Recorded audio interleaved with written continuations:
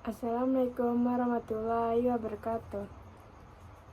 Halo semua, perkenalkan nama saya Rifa Efrinda dengan NIM 24042176. Di sini saya akan menjelaskan materi tentang investasi dan kesejahteraan masyarakat. Investasi adalah upaya menempatkan modal, baik berupa dana maupun sumber daya lainnya pada masa kini dengan tujuan memperoleh keuntungan atau manfaat di waktu mendatang. Dalam kerangka dan konteks ekonomi, investasi yang dilakukan pihak publik maupun swasta merupakan salah satu pendorong pertumbuhan ekonomi melalui peningkatan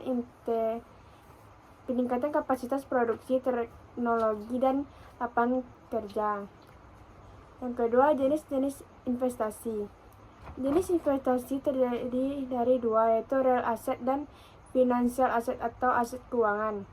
Real asset merupakan investasi yang bersifat seperti gedung-gedung, kendaraan, pabrik, rumah, dan apartemen. Investasi aset ini memerlukan waktu yang agak panjang.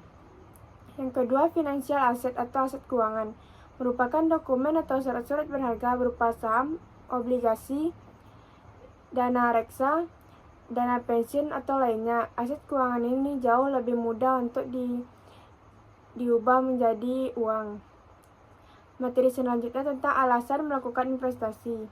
Alasan pertama yaitu untuk mendapatkan kehidupan yang layak di masa depan. Yang kedua, mengurangi tekanan inflasi dalam melakukan investasi. Yang ketiga, dorongan untuk menghemat pajak. Kemudian, materi tentang sektor investasi. Sektor investasi terdiri dari dua, yaitu yang pertama investasi pemerintah, yang kedua investasi swasta. Investasi pemerintahan yaitu investasi yang dibiayai melalui APBN, APBD maupun pinjaman hibah. Fokusnya pada penyediaan barang pabrik dan pembangunan infrastruktur dasar. Tujuan utama dari investasi ini yaitu meningkatkan kesejahteraan masyarakat dan memperkuat perekonomian. Contohnya seperti jalan tol, bendungan, sekolah, rumah sakit, dan proyek energi. Yang kedua, investasi swasta. Dilakukan oleh individu, perusahaan domestik maupun asing.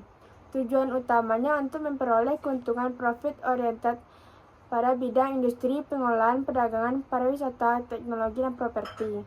Contohnya seperti pabrik manufaktur, startup, digital, hotel, resort, dan investasi properti. Yang kedua, risiko investasi. Yang pertama, risiko investasi swasta. Risiko investasi swasta terdiri dari 5, yaitu risiko usaha, yaitu kegagalan bisnis dan persaingan usaha pasar. Yang kedua, risiko finansial, terdapat utang tinggi dan arus kas terganggu. Yang ketiga, risiko pasar, inflasi, suku bunga, dan resesi. Yang keempat, risiko likuiditas, yang terdiri dari aset sulit dijual cepat tanpa rugi. Yang kelima, risiko regulasi.